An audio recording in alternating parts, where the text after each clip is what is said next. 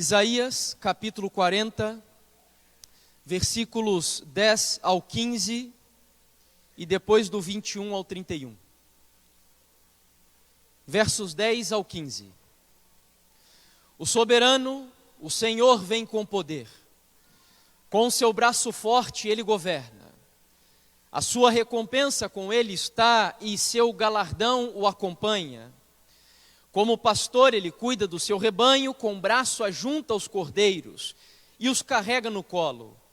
Conduz com cuidado as ovelhas que amamentam as suas crias.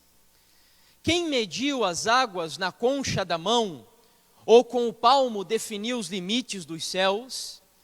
Quem jamais calculou o peso da terra, ou pesou os montes na balança e as colinas nos seus pratos?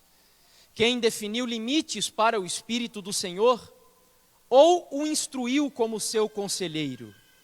A quem o Senhor consultou que pudesse esclarecê-lo e que lhe ensinasse a julgar com justiça? Quem lhe ensinou o conhecimento, que lhe apontou o caminho da sabedoria? Na verdade, as nações são como a gota que sobra do balde. Para ele, são como o pó que resta na balança.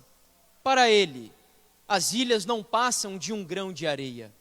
Saltemos agora o versículo 21, e vamos até o 27. Será que vocês não sabem? Nunca ouviram falar? Não lhes contaram desde a antiguidade? Vocês não compreenderam como a terra foi fundada? Ele se assenta no seu trono acima da cúpula da terra, cujos habitantes são como pequenos gafanhotos. Ele estende os céus como um forro e os arma como uma tenda para neles habitar. Ele aniquila os príncipes e reduz a nada os juízes deste mundo. Mal eles são plantados ou semeados, mal lançam raízes na terra. Deus sopra sobre eles e eles murcham. Um redemoinho os leva como palha. Com quem vocês vão me comparar? Quem se assemelha a mim? Pergunta o santo. Ergam os olhos e olhem para as alturas. Quem criou tudo isso? Aquele que põe em marcha cada estrela do seu exército celestial e a todas chama pelo nome. Tão grande é o seu poder e tão imensa a sua força, que nenhuma delas deixa de comparecer. Por que você reclama, ó Jacó? E por que se queixa, ó Israel? O Senhor não se interessa pela minha situação. O meu Deus não considera a minha causa. Até aí.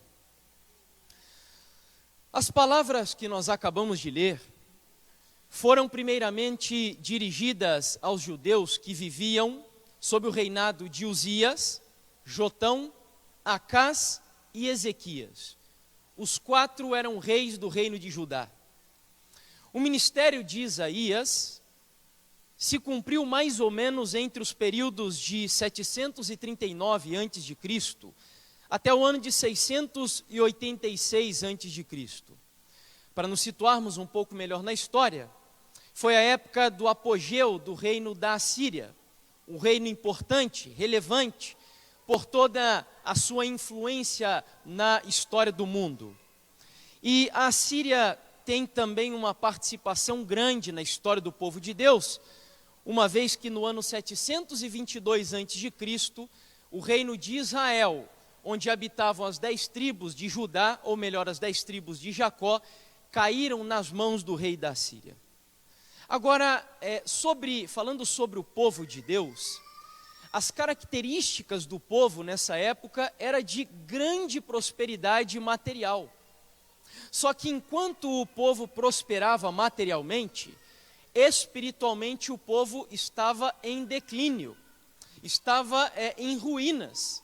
A Bíblia mostra, por exemplo, já no início de Isaías, o Senhor dizendo que não suportava a formalidade do culto do povo de Deus. Ele diz que não aguentava mais as festas de lua nova, os dízimos, as celebrações, os sábados e etc.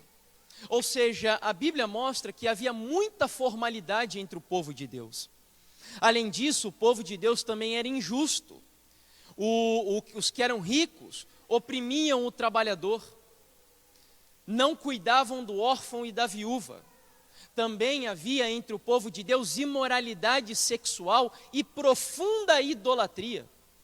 E no meio dessas características terríveis do povo do Senhor, ele envia o profeta Isaías e divide o livro em 3 seções, onde as 2 primeiras poderiam ser definidas como seções de mensagens de repreensão, juízo, disciplina e exortação. E a última, como que num giro de 180 graus, o Senhor passa a consolar, confortar e dar esperança ao seu povo por intermédio do conteúdo das profecias desse livro. Tanto que, se você prestou atenção, o primeiro versículo que lemos em Isaías 40, Deus está ali, versículo 10, vindicando a sua soberania. O povo de Deus tinha diante de si um cativeiro babilônico. Deus disse que usaria Nabucodonosor como seu servo e que eles seriam levados como escravos para a Babilônia. E as esperanças do povo de Deus tinham praticamente se desfalecido. Eles já não tinham mais expectativa de vida e esperança de viver em Jerusalém. Nesse momento, Deus vai vindicar a sua soberania, no capítulo 40 que lemos, mostrando o seguinte para o seu povo: não se preocupem, vocês vão ser escravos, coisas ruins vão acontecer entre vocês, mas eu, como soberano, ainda estou no controle da história de vocês e na história desse mundo. E assim, ele inicia no verso 10, dizendo: o soberano, o Senhor, vem com poder, e com seu braço forte, ele governa. Para nós entendermos um pouquinho da importância desse tema da soberania de Deus, eu gostaria de compartilhar com vocês o ponto de vista de alguns estudiosos, alguns deles teólogos, e o outro que eu vou mencionar é Ellen White, que cremos ser mensageira de Deus. O Dr. James Packer, que é um teólogo anglicano, diz que o instinto cristão de confiança e adoração é poderosamente estimulado pelo conhecimento da grandeza de Deus. O que ele está dizendo é que quanto mais eu conheço a grandeza, a majestade, a dimensão, a transcendência de Deus, mais eu sou impulsionado a adorá-lo, a reverenciá-lo, a respeitá-lo de acordo com a sua dignidade e grandiosidade. Além disso, um autor adventista já falecido, que é o Schwantz, diz que a crença na atividade providencial ou soberana de Deus é parte essencial da fé bíblica. Por fim, Ellen White cita em 2 ocasiões que a soberania de Deus compreende a plenitude de bênçãos a todos os seres criados. E aqui, no livro Testemunhos Seletos, ela vai dizer que o bem-estar do homem está ligado à soberania de Deus. Portanto, baseado na Bíblia e no comentário desses estudiosos, eu sou levado a crer que compreender a soberania de Deus é fundamental para a nossa adoração, porque é impossível adorarmos corretamente a esse Deus se nós não conhecemos quem Ele é e o que Ele faz. E por essa razão a Bíblia, em diversas oportunidades, vai trazer para nós, vai elucidar esse conceito da soberania de Deus. Aqui, por exemplo, eu separei 3 versos que, embora não nomeiem esse atributo, nos ensinam por que Deus é soberano. Os 2 primeiros textos do livro de Jó dizem: bem sei que tudo podes, e nenhum dos teus planos pode ser frustrado. Amém? Na sequência, versículo 13 do capítulo 23, mas se ele, Deus, está contra alguém, quem então o desviará? O que a sua alma quiser, isso fará. E por fim, no livro de Salmos, tudo quanto aprouve ao Senhor Ele o fez, nos céus e na terra, no mar e em todos os abismos. Portanto, Deus é soberano porque Ele é supremo. A soberania de Deus nada mais é do que o exercício da sua supremacia. Todos nós que estamos aqui temos sonhos, temos propósitos para o ano de 2019. Alguns deles serão realizados, outros não serão realizados, por uma simples razão. Porque aquilo que nós desejamos, nem sempre nós temos a capacidade de colocar em prática. Mas com Deus não é assim. Aquilo que a sua alma deseja, aquilo que a sua mente pensa, aquilo que o seu coração planeja, como Deus é todo poderoso, Ele é capaz de executar os conselhos soberanos da sua vontade. E por isso Ele é soberano. E a soberania de Deus, ela é tão majestosa, tão grandiosa, que não apenas as criaturas animadas de Deus respondem às ordens da sua soberania. Mas aqui, por exemplo, nós temos diversos exemplos bíblicos, onde a própria natureza inanimada e irracional responde à soberania de Deus. Quando Deus ordena, por exemplo, o mar vermelho se abre, a rocha concede água. Quando Deus ordena a terra, ela se fende ao meio. Ele para o sol, é óbvio que entre aspas, porque nós sabemos que não é o sol que está em movimento. Ele faz o ferro flutuar, ele faz o fogo não queimar, a jumenta falar, os corvos alimentarem Elias e os leões virarem mansos e até vegetarianos. Porque Deus é soberano. Certa vez, o Senhor Jesus estava em Jerusalém, os discípulos, e todo o povo estava exaltando a majestade de Cristo, com hosanas, glória, aleluias ao filho de Davi, e os fariseus ficaram revoltados com aquilo, e a resposta do Senhor Jesus evidencia a dimensão da sua soberania, quando ele diz assim: se eles não clamarem, as pedras clamarão. Deus é todo poderoso, Deus é cheio de majestade, e Ele é tão poderoso que se Ele quiser, Ele faz as pedras falarem e cantarem, e como diz João Batista, Ele pode suscitar filhos de Abraão das pedras, se assim for da sua vontade. Alguns outros autores, por exemplo, no livro Os Atributos de Deus, o autor diz o seguinte: não há atributo mais consolador para os seus filhos do que o da soberania de Deus. Para os filhos de Deus, não deveria haver nada por que lutar mais zelosamente do que a doutrina de que o seu Senhor domina sobre toda a criação. Um outro autor, esse é o Paul Washer, no livro O Único Deus Verdadeiro, diz que a soberania implica uma relação de alguém exercendo autoridade sobre outro. Se nós realmente reconhecermos a soberania de Deus, então vamos nos colocar diante dele em reverente submissão à sua vontade. Ou seja, o que esse texto quer nos dizer? Que Deus é o dono da sua vida. Deus é o dono da sua trajetória. Hoje nós vivemos em uma época onde o cristianismo foi relegado a um cativeiro particular. Os cristãos pensam que nós temos duas dimensões na nossa vida, uma pública e uma particular. E a religião tem a ver só com a esfera particular e não com a esfera pública. Mas quando eu entendo a soberania de Deus, eu compreendo que Deus é soberano do seu dinheiro, Deus é soberano da sua visão política, Deus é soberano da sua despensa na sua casa, Deus é soberano sobre o seu guarda-roupa, Deus é soberano sobre o que você escuta, os seus ouvidos, Deus é soberano sobre os seus olhos, o que você vê. Em curtas palavras, Deus é o dono e tem autoridade sobre a sua vida e sobre cada célula que está presente no seu corpo. Isso é a soberania de Deus. Ele manda e você obedece. Ele diz e você executa simplesmente os propósitos da sua soberana vontade.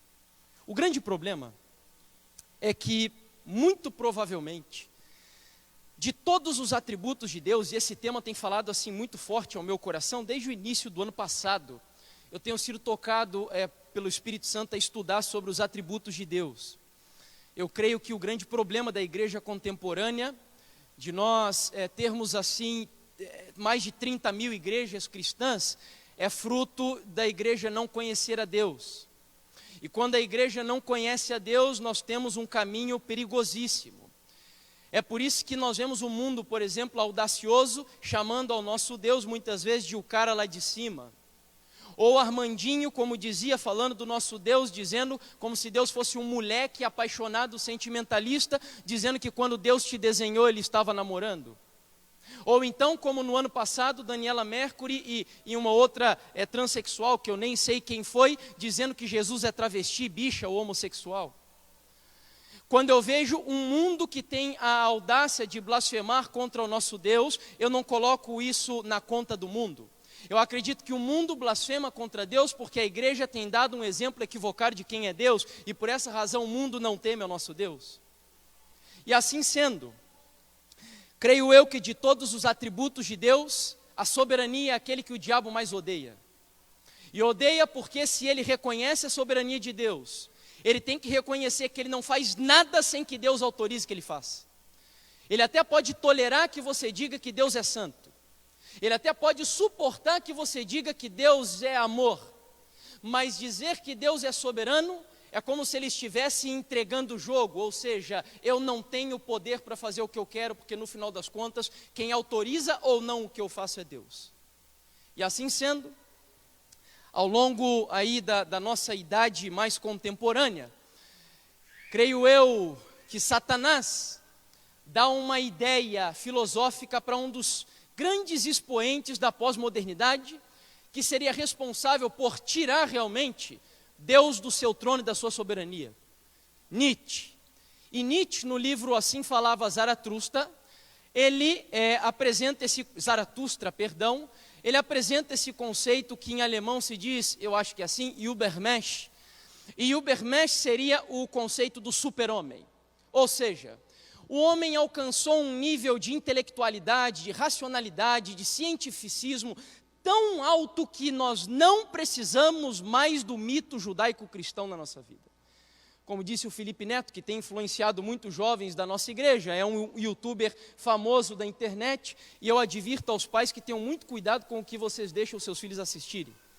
Porque certa vez eu vi um conteúdo dele dizendo que na concepção dele Deus era uma força e que ele não precisava de um livro de regras e normas dizendo o que ele precisa fazer e o que ele não precisa fazer. Pelo que eu conheço da história bíblica, a primeira criatura que chegou ao ponto de dizer que não precisa de uma lei ou de um livro dizendo o que ele deve e o que não deve fazer é Lúcifer. E quando eu ouvi aquilo, eu ouvi Lúcifer na boca daquele jovem. E assim, aqui nós vemos então um filósofo dizendo que nós não precisamos mais de Deus. O ser humano é capaz de entender o mundo, de desvendar os mistérios do mundo pela sua razão, e a razão do ser humano substitui agora o lugar da divindade no nosso coração.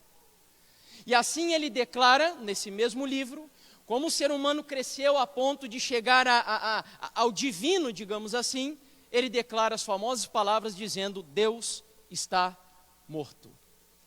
A pós-modernidade matou Deus. Não fisicamente, mas matou Deus no seguinte sentido: se nós recuamos um pouquinho mais, nós vemos que Darwin tirou Deus da natureza. Avançando um pouquinho mais, nós vemos que Marx tirou Deus da história sociológica do mundo. Freud tirou Deus do inconsciente dos seres humanos.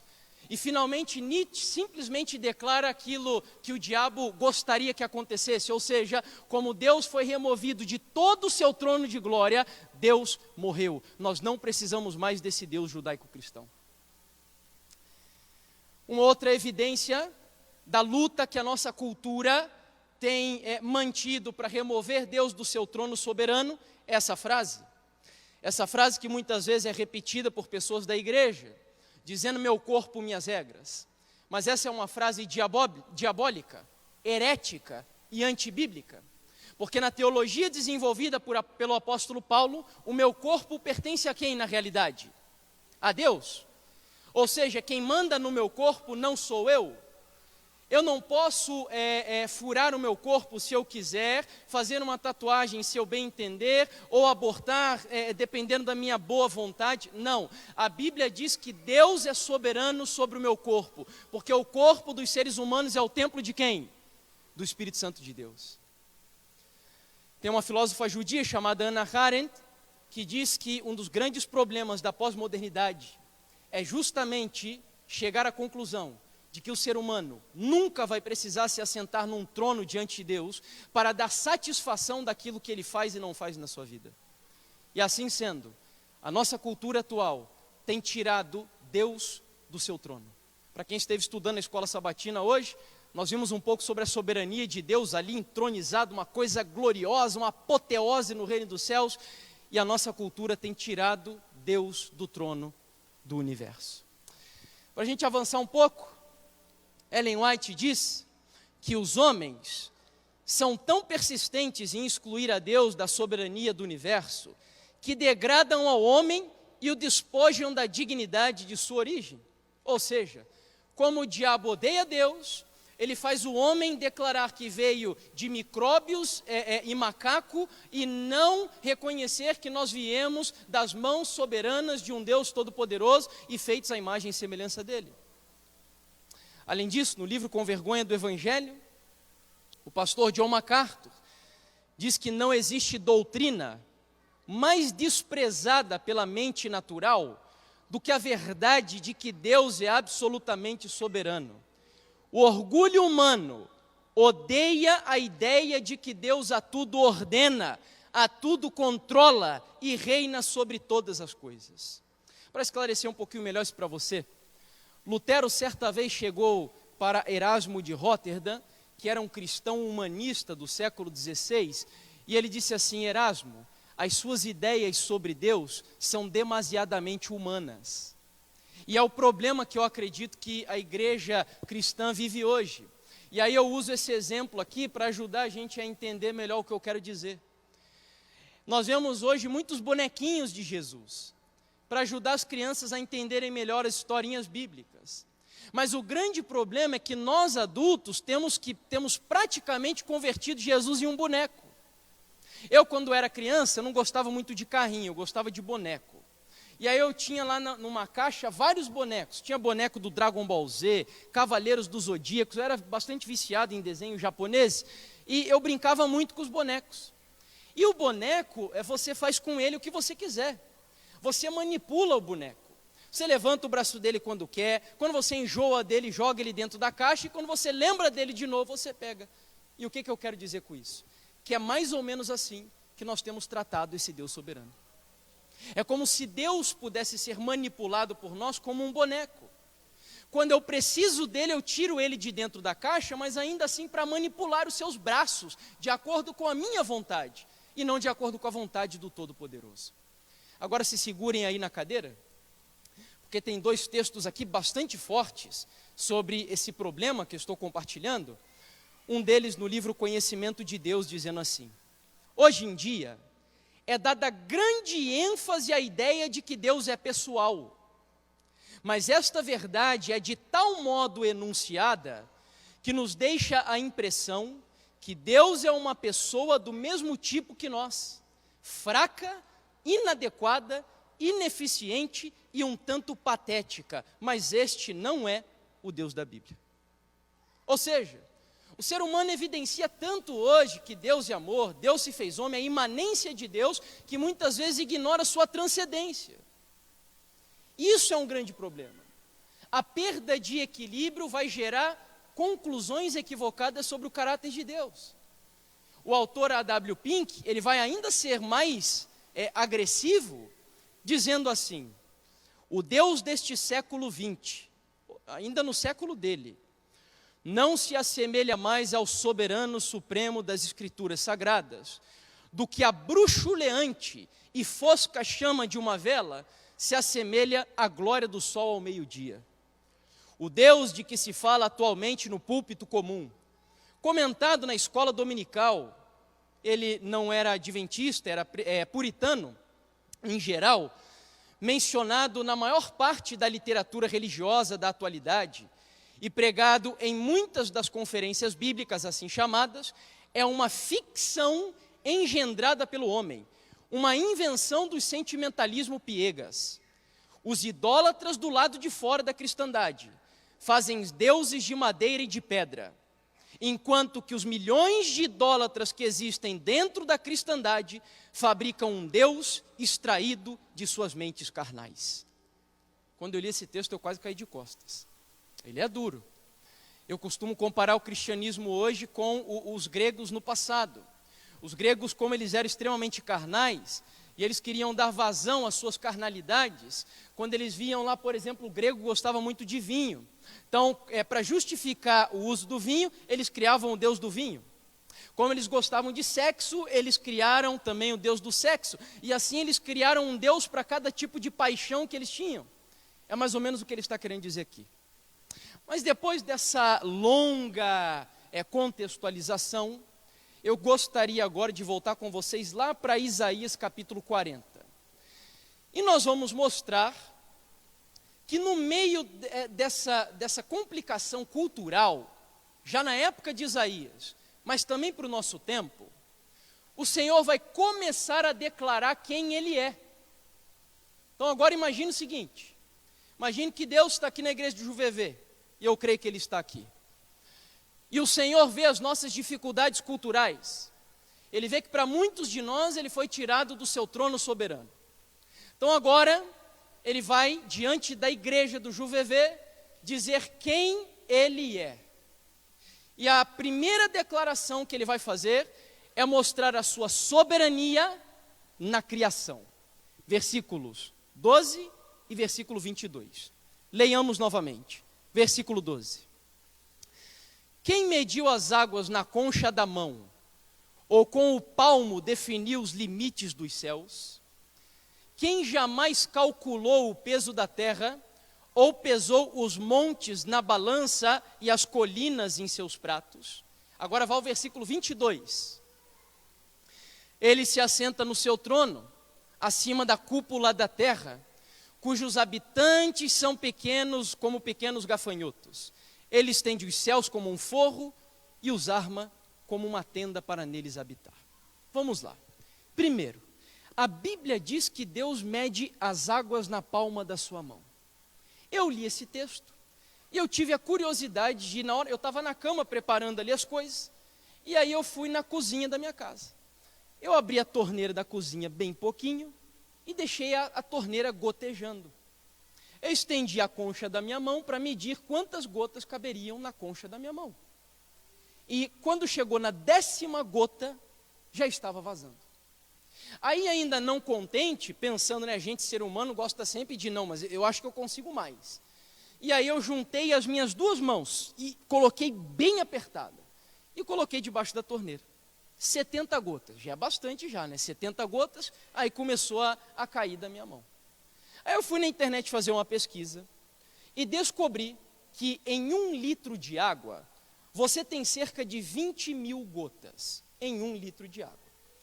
Na revista super interessante do ano de 2009, nos foi dito que só de água salgada, o planeta Terra tem 1,3 trilhão de litros. Eu pensei o seguinte, bom, agora é fácil, é só fazer uma regra de 3, né?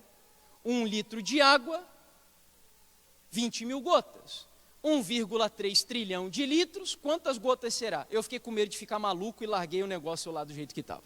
Se alguém tiver coragem depois de fazer a conta, fica aí a dica para você. Mas o que o texto está querendo dizer? Deus pega o Índico, o Pacífico e o Atlântico e Ele coloca na palma da sua mão.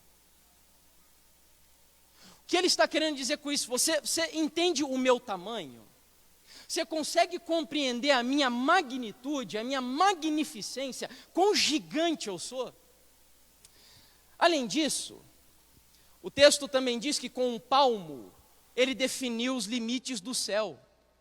Eu imagino bem essa cena aí, quando o texto trata da forma como trata essa passagem. Porque o céu ali não é o universo, é a atmosfera do globo terrestre. Então o que eu imagino é exatamente Deus assim com o palmo moldando o nosso globo. Essa é a ideia da passagem. Novamente eu fui lá dar uma pesquisada e eu descobri que a circunferência do globo terrestre é de 40.000 quilômetros. 1 metro corresponde a 4,37 palmos. E aí, nesse daqui, eu tive coragem de fazer o cálculo. Se um dia você quiser saber medir o planeta Terra, ou a atmosfera do planeta Terra em palmos, você precisará de 134.978.000 palmos para completar a circunferência do planeta Terra. Aí a Bíblia diz que Deus, com a sua mão, com a palma da sua mão, ele estabeleceu limites para o globo terrestre. Deus é soberano, Deus é majestoso. O texto ainda segue também dizendo que ele pesa os montes com balanças da mão. Imagina Deus pegando o Everest como você pega uma pinça, assim, ó. Deus pega o Everest e ele pesa lá 1 grama, mais ou menos o que pesa para Deus. Deus é soberano, Deus é gigante, Deus é imenso, Deus é majestoso, Deus é digno de glória, de honra, de louvor, de reverência, porque o nosso Deus é o soberano e todo-poderoso, irmãos. Esse é o Deus que nós servimos. Além disso, voltando lá para Isaías, quando Deus declara a sua soberania na criação, ele vai agora declarar em seguida a sua soberania na história. E lá nos versículos 15, eu estou correndo um pouquinho porque eu quero chegar no último, que é o terceiro que nós vamos analisar. Isaías 40, versículo 15 diz: na verdade, as nações são como a gota que sobra no balde. Para ele são como o pó que resta na balança. Para ele, as ilhas não passam de um grão de areia. Aí vamos lá, versículo 23 e 24. Ele aniquila os príncipes e reduz a nada os juízes deste mundo. Mas eles são plantados ou semeados, mal lançam raízes na terra, Deus sopra sobre eles, e eles murcham, um redemoinho os leva como palha. Então, para o Senhor, os reis, pensa na pessoa mais poderosa do mundo aí que você quiser. Pessoa mais rica, mais poderosa, mais pomposa do planeta Terra. Sabe o que Deus faz? Ele coloca, e na hora que ele quiser tirar, ele faz assim, ó. Acabou. Porque para o Senhor, nós não passamos de a gota que sobra dentro de um balde. Como gafanhotos, diz a Bíblia. Pequenos demais diante da majestade dele. Isaías mostra claramente que Deus é o soberano da história. E Deus não é só o soberano da história da igreja. Deus é o soberano da história do mundo e de todo o universo. Tanto que se você ler o livro de Isaías, ele não profetiza ali apenas para o povo de Israel. Ele profetiza para a Filístia, ele profetiza para os elamitas, para os babilônicos, os arábios, os egípcios. O que ele quer dizer com isso? Eu estou no controle da história do mundo. E ainda que pareça que as coisas estão fugindo do meu controle, eu sou o soberano de todas as coisas. Sabe, tem um autor que é o Schwantz, no livro Significado Bíblico da História. Era um livro publicado pela CPB, infelizmente a gente não tem mais essa joia. É um livro fantástico, para quem é da área de história, então é fenomenal. Ele diz assim, que a história é a criação do homem, mas ela está sob a direção de quem?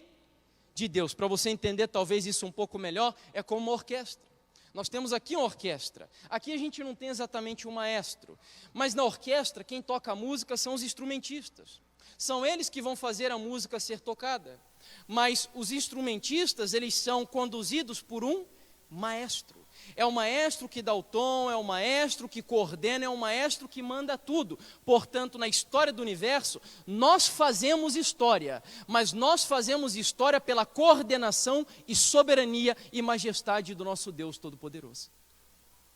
Eu sou da área de história, ainda não concluí o estudo, mas na visão historiográfica, quando os historiadores veem algo que não tem explicação, eles dizem que é casualidade. Por exemplo, o Império Romano, ele passa a se tornar um império de fato, com o primeiro imperador chamado Otávio Augusto. E o interessante é que na história da formação do Império Romano, que vem posterior a um triunvirato, ela foi fruto de uma disputa política entre Otávio Augusto e Marco Antônio. Mas Marco Antônio entrou nessa disputa com Otávio Augusto pelos desejos da sua esposa Cleópatra. E aí, sabe por que Marco Antônio se apaixonou por Cleópatra? Por causa do nariz dela, diz a história. Ele gostava tanto da forma do nariz de Cleópatra, que ele se apaixonou por ela. Aí Cleópatra pediu para ele entrar em guerra com Otávio Augusto, e finalmente nessa batalha ele é derrotado e se levanta o Império Romano. Aí os historiadores dizem, se o nariz de Cleópatra não fosse bonito, a história seria outra. O problema é que a história seria a mesma, porque a história não é fruto do nariz de Cleópatra. A história, ela é oriunda da soberania do nosso Deus Todo-Poderoso. E ele disse no livro de Daniel que o Império Romano se tornaria um império, ponto final. Para muitos historiadores, eles pensam assim, se Napoleão Bonaparte não se atrevesse a lutar com o Duque de Wellington na Batalha de Waterloo, a história seria diferente. A Europa poderia ser uma só nação, um único reino, como era a sua vontade. E aí eles acham que aquilo foi casualidade. Mas mal sabem eles que Deus, na sua soberania, já havia profetizado no livro de Daniel, através da estátua, que a Europa nunca seria unificada. Assim sendo, o que se cumpre nesse mundo não é a vontade do homem, mas é a vontade de Deus. Avançando um pouquinho para a gente chegar aqui ao final, nós poderíamos citar muitos exemplos bíblicos. Por exemplo, a ida de José para o Egito. José reconhece claramente que foi a vontade de Deus que ele fosse para lá. Não foi casualidade, não foram os seus irmãos que o venderam apenas. Deus tinha um plano. E entre os versículos 5 até o 9, Moisés faz questão de repetir 4 vezes que Deus tinha um plano com aquela história. O que a Bíblia mostra com isso? Não importa o que você esteja passando, não importa onde você esteja, quão grandes sejam as dificuldades da sua vida, se você permitir, a sua vida será apenas o cumprimento da soberana vontade de Deus. E é isso que aconteceu na história de José. Por fim, para nós irmos para o terceiro e último atuação de Deus, da soberania de Deus, o autor aqui diz o seguinte: o cristão vê as contingências e acidentes da história com a trama e a urdidura do pano que Deus, em sua providência ou soberania, está tecendo. E por fim, Ellen White, em meio a lutas e tumultos das nações, aquele que se assenta sobre querubins ainda guia os negócios da terra. Homens e nações estão sendo hoje testados pelo prumo na mão daquele que não erra. Todos estão, por sua própria escolha, decidindo o seu destino. E Deus está superintendendo a tudo para a realização dos seus propósitos. Eu gostaria de comentar um pouco mais sobre esse texto, mas o nosso tempo já está bastante avançado. E eu quero entrar nesse daqui. Esse aspecto da soberania de Deus, que seguramente é o mais difícil da gente entender, queridos. Volta lá para Isaías capítulo 40 e leia comigo o verso 27. Isaías capítulo 40, verso 27.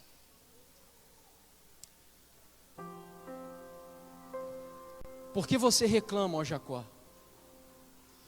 E por que se queixa, ó Israel? O Senhor não se interessa pela minha situação. O meu Deus não considera a minha causa. Eu acredito que de todas as ações da soberania de Deus, a mais difícil da gente aceitar, a mais difícil da nossa mente assimilar, é Deus sendo soberano no sofrimento humano. Por mais que, como esse autor presbiteriano conclua dizendo ali que o próprio mal, ele está atado sob a soberania de Deus, isso talvez ainda complique mais a história. Muitas vezes na nossa teologia, nós tentamos usar argumentos lógicos e muitas vezes humanos, para exemplificar, para justificar algumas ações soberanas de Deus no sofrimento da humanidade. E aí nós tentamos chegar às pessoas dizendo assim, olha, na verdade não é Deus o responsável pelo mal, porque o mal é oriundo de Satanás, então Deus não tem culpa, é o diabo que atua com a maldade na vida dos seres humanos. Mas espera lá, queridos. Se você está diante de uma criança, essa criança está brincando com uma moeda na boca, e você vê aquilo, e você não faz nada, chega um momento que essa criança engole a moeda, e ela se afoga, e ela chega até o ponto de morrer, e você não faz nada, você tem ou não tem responsabilidade naquele problema que a criança enfrenta? Com certeza tem. Deus não é o criador do mal, mas a Bíblia mostra claramente que Deus permite a maldade, o sofrimento e muitas coisas que nós passamos aqui na terra. Quando você olha a história de Jó, a Bíblia diz que Jó era um homem íntegro, Jó era um homem fiel a Deus, Jó era um homem reto, ele era um homem tão santo, que a Bíblia diz que ele oferecia culto a Deus por sua família todos os dias. E aí Jó passa por um dilema profundo. A vida de Jó da noite para o dia vira uma desgraça. Jó perde tudo, perde os bens, perde a família, perde o filho, perde inclusive o apoio da esposa, que manda ele amaldiçoar Deus e morrer. Em outras palavras dizendo, para que adianta servir esse teu Deus? Na hora que você mais precisa dele, ele te abandona e não te ajuda. E quando os amigos de Jó vêm ajudá-lo, eles usam da nossa teologia que não é nada bíblica. Jó, você deve ter algum pecado, Jó, porque a pessoa só sofre quando ela peca. Tem igrejas hoje que colocam no slogan da sua igreja: pare de sofrer, como se o sofrimento fosse um problema, como se sofrimento fosse evidência da ausência de Deus na vida da pessoa. E aí Jó vai sofrer, e quando ele precisa do apoio das pessoas, todo mundo o abandona. E então a Bíblia diz que até o capítulo 38, Jó começa a clamar a Deus. Jó chega a dizer assim: se um tribunal fosse armado, eu me assentaria diante de Deus, e eu defenderia a minha causa, e mostraria para Deus, eu não mereço passar pelo que eu estou passando, Senhor. Só que até o capítulo 38, Deus permanece num silêncio profundo, e não fala nenhum para Jó. E aí no capítulo 38, quando nós esperávamos que Deus aparecesse para Jó dizendo assim: Jó, vem aqui, meu querido filho. Olha, Jó, estava acontecendo uma situação drástica no reino dos céus. O diabo disse que você só me adorava porque eu lhe abençoava. Então eu tinha que mostrar para ele que no fundo você era fiel a Deus. Só que não foi isso que Deus fez. Quando Deus aparece para Jó, ele diz assim: Jó, é o seguinte, cala sua boca agora, eu vou te perguntar e você vai me responder.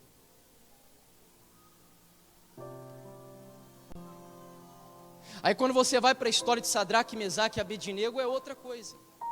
3 jovens, fiéis a Deus na Babilônia. Resultado disso, fornalha de fogo.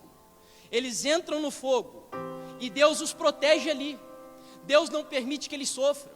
Deus os guarda. O milagre foi tão grande que a Bíblia diz que a única coisa que queimou dos 3 jovens na fornalha foi a corda que amarrava a mão deles. E aí eu vejo essas histórias e me pergunto: por que que para algumas pessoas Deus livra e para outras Ele não livra? Por que que algumas pessoas têm que passar pela sombra do vale da morte e outras não passam pelo vale? No ano passado, eu estava em Passo Fundo, pregando numa igreja, fazendo uma meia semana de oração. Sábado de manhã, estou indo para a igreja e recebo uma mensagem do meu sogro: Jefferson, o pessoal, era o grupo da família, orem pelo Orley. Orley, um jovem de 20 e poucos anos, membro da igreja adventista do Fazendinho. Um jovem simples, muito bom de coração, vocês não têm ideia. Meu sogro pediu oração porque ele tinha saído sexta-feira à tarde e não voltou para casa até sábado de manhã. E meu sogro nem foi para o culto aquele dia. Ele saiu, foi atrás do Orley, começou a rodar algumas regiões de Curitiba atrás dele. E ele descobriu que quando o Orley estava voltando para casa, a cerca de 3 quilômetros, 5 quilômetros da sua casa, um carro, vindo da outra direção, ele estava de moto, atravessa ali o canteiro, dá de frente com ele, e ele morre imediatamente na BR. E eu vi aquela mensagem dizendo: família, o Orley morreu. E naquele momento eu olhei para a mensagem e me perguntei: por que, Senhor? Tem tanta pessoa que não presta nesse mundo, tanta pessoa má, tanta pessoa ruim, que maquina maldade no seu coração? Por que o Senhor permitiu que o Orley morresse, Senhor? Por que esse jovem? Casou faz pouco tempo, jovem tão bom. E aí, a coisa se torna mais difícil. Meu cunhado está aqui dentro da igreja hoje. E o meu cunhado, quando ele era um ímpio, profano, não era digno da misericórdia de Deus, mas porque ele tinha uma família que orava para ele. Eu já contei para algumas pessoas aqui na igreja esse testemunho. Quando ele estava voltando do litoral do Paraná, vindo para Curitiba, um anjo dirigiu o carro dele por cerca de 50 quilômetros. Ele não se lembra de nada da viagem, embriagado, não era digno da misericórdia de Deus. E aí o Senhor vai e dirige o carro para ele, guarda ele, protege ele, louvado seja Deus, hoje ele está batizado na igreja. Mas outras pessoas não são assim. Vamos lembrar da história do Brenner, por exemplo, o Brenner Novaes, segundo ano de teologia no NASP, em Engenheiro Coelho, no ano passado. O pai dele voltando, que também é pastor da igreja, família Novaes, voltando, parecia que faziam 2 dias, tinham ido assistir o enterro do próprio pai, do avô do Brenner. E aí no meio da viagem o carro capota. O Brenner, menino bom, menino de Deus também, morreu ali. E aí por que Deus livra uns e outros ele não livra? Por que o Senhor, ele escolhe alguns para salvar, para proteger? Lá no Água Verde, por exemplo, nós temos a história de uma criança, passou até no Provai Verde, onde o pai e a mãe oraram, a criança estava a ponto de morrer e a criança foi curada. E por que aqui dentro da igreja hoje, tem pessoas que oraram pelos seus filhos e seus filhos morreram? Eu acho que a maior dor de um ser humano é quando o caixão que vai ser enterrado, ele é pequenininho, né? Por que Deus age assim, irmãos? Por que Deus age dessa maneira? Por que aqui dentro hoje tem pessoas que nasceram numa família boa? Você teve a oportunidade de ver um pai e uma mãe, você não escolheu, foi Deus que te colocou na tua família. Você nasceu numa boa família, bom exemplo de pai e de mãe. Outros aqui, família desestruturada. Você não teve um pai dentro de casa, não teve um bom exemplo do que é uma família. Por que Deus age dessa maneira? Sabe qual é a resposta que eu tenho para você nessa manhã? É que a soberania de Deus no sofrimento não tem explicação nenhuma. Deus é soberano e Ele faz o que Ele quiser, quando quiser e como Ele quiser. E o único consolo que eu encontro dentro das Escrituras é saber que sim, alguns que estão aqui hoje ainda nem enfrentaram os piores dias da sua vida. Alguns aqui vão passar pelo luto. Alguns aqui vão ficar enfermos. Alguns vão enfrentar desgraça na vida. E a promessa que Deus faz é a seguinte: que quando você estiver sofrendo, quando você estiver passando pelo vale da sombra da morte, sabe o que Ele promete? Ele não vai deixar você passar sozinho. Essa é a promessa de Deus. Deus, na sua soberania, não diz para você tentar entendê-lo. Eu quero citar uma frase de um pastor adventista aqui. Ele diz assim: se você sabe quem Deus é, você não precisa compreender tudo o que Ele faz. Isso é a soberania de Deus. Eu não vou entender. Para mim as ações de Deus são inexplicáveis. Mas quando eu reconheço a soberania de Deus, eu me submeto. E quando lá no reino dos céus, a Bíblia diz que Ele enxugará do olho toda lágrima, possivelmente Deus explicará o inexplicável para cada um daqueles que estão aqui nessa manhã. Eu quero terminar a mensagem fazendo um convite para a igreja. E eu tenho 2 apelos aqui. O primeiro, eu gostaria de convidar para ficar de pé aqueles que aqui nessa manhã querem, diante do universo, reconhecer a soberania de Deus na sua vida. Se você reconhece a soberania de Deus na sua vida e você está disposto a deixar que Ele seja soberano sobre toda a sua trajetória, se coloque de pé agora, por gentileza.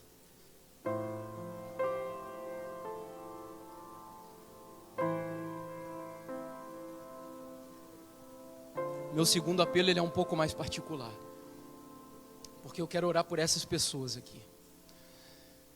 Há alguém aqui hoje que dentro desse dilema da soberania de Deus no sofrimento, onde Deus pergunta para você: olha, por que você se queixa? Por que você está sofrendo? Em outras palavras, olha o meu tamanho. Eu posso consolar você, eu posso fortalecer você. Mas se tem alguém aqui dentro hoje que tem um dilema profundo na sua vida, coisas que aconteceram com você ou que estão acontecendo, para as quais você não tem resposta, mas hoje eu quero te convidar para vir aqui à frente, porque eu quero fazer uma oração muito especial. Se você está disposto a dizer para o Senhor assim: Senhor, eu hoje entendi que eu não preciso entender nada sobre a sua vontade na minha vida, e por mais que isso me doa, por mais que isso me faça derramar lágrimas, eu quero dizer para o Senhor: permaneça sendo soberano na minha vida, porque quando Cristo vier, eu quero me assentar no colo de Jesus e pedir para Ele me explicar aquilo que aqui nessa terra eu não pude entender. Nós temos alguém aqui hoje que quer vir aqui à frente, e eu quero fazer uma oração muito especial por esse seu coração, talvez ferido, pelas faltas de explicações que você tenha para algumas coisas na sua vida. Pode vir aqui à frente. Quero fazer uma oração por vocês. O ano está começando, e nada melhor do que iniciarmos esse ano entregando a nossa vida para que Deus seja o soberano dela. Venham, irmãos. Eu não estou chamando vocês para virem até mim, mas é para que venham na presença desse Deus soberano. Podem vir. Enquanto vocês vêm, eu quero explicar algo. Quando um pregador, ele convida a igreja para tomar uma atitude física em um apelo, isso não é capricho do pregador. Nosso objetivo não é ver aqui a frente cheia de pessoas. É porque no grande conflito entre o bem e o mal, embora Deus saiba o que vai dentro do seu coração, Satanás não sabe, e nem os anjos sabem. Então, quando um pregador pede para você tomar uma decisão, é para que os anjos vejam a sua decisão. E nesse momento o teu anjo vai voar até o reino dos céus, de todos que estão aqui, e ele vai registrar no seu livro da vida, e a partir de hoje Deus vai fazer o impossível para que se cumpra a vontade dele na vida de cada um de vocês. Há mais alguém? O convite é para vir aqui à frente. Mais alguém que quer vir aqui entregar o seu coração, a sua aflição, a sua luta, a sua angústia diante desse Deus? Pode vir, ainda dá tempo. Amém. Amém.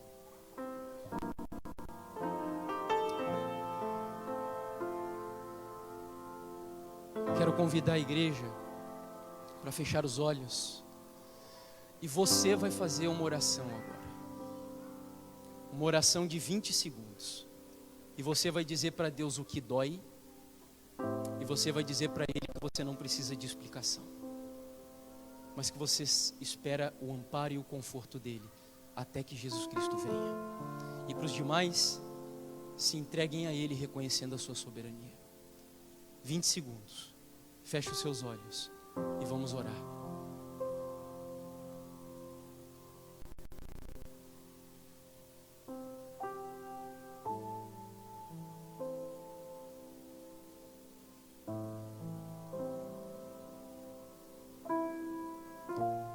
Querido Pai, nós estamos aqui no silêncio desse local, na calma dessa hora.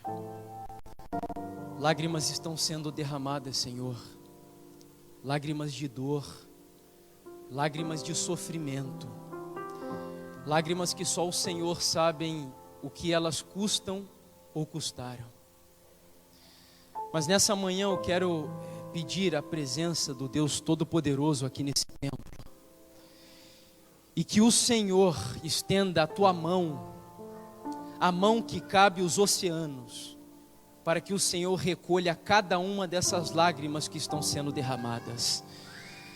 E que naquele grande dia, quando o Senhor vier, nas nuvens dos céus em poder e grande glória, de uma vez por todas, para todo sempre, o Senhor seque a lágrima dos nossos olhos, para que nunca mais choremos pelo sofrimento, Senhor. Eu oro pela tua igreja. Peço que o Senhor seja o soberano da minha e da nossa vida. Que o Senhor, a partir de agora, penetre o nosso guarda-roupa. Que o Senhor penetre a nossa televisão. Que o Senhor entre no nosso quarto, no nosso celular. Que o Senhor entre em cada área da nossa vida e determine para nós aquilo que te agrada. E derrame sobre nós o Espírito Santo para lutarmos contra tudo que desagrada ao Senhor na nossa trajetória. Senhor Deus, nós estamos aqui de pé hoje, porque nós estamos dizendo: Senhor, seja o soberano da nossa vida e da nossa história. Mas de maneira mais especial ainda, eu oro por essas almas preciosas que estão aqui à frente.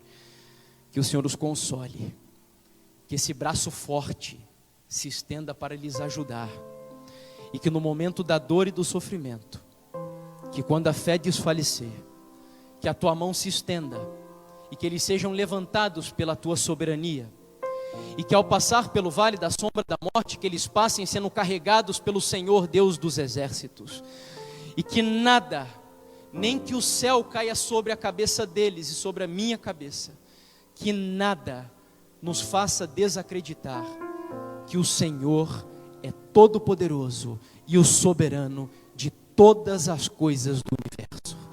Cuida de nós, Pai, e seja o soberano da nossa vida nesse ano de 2019. Em nome do Senhor Jesus oramos. Amém, Senhor Deus.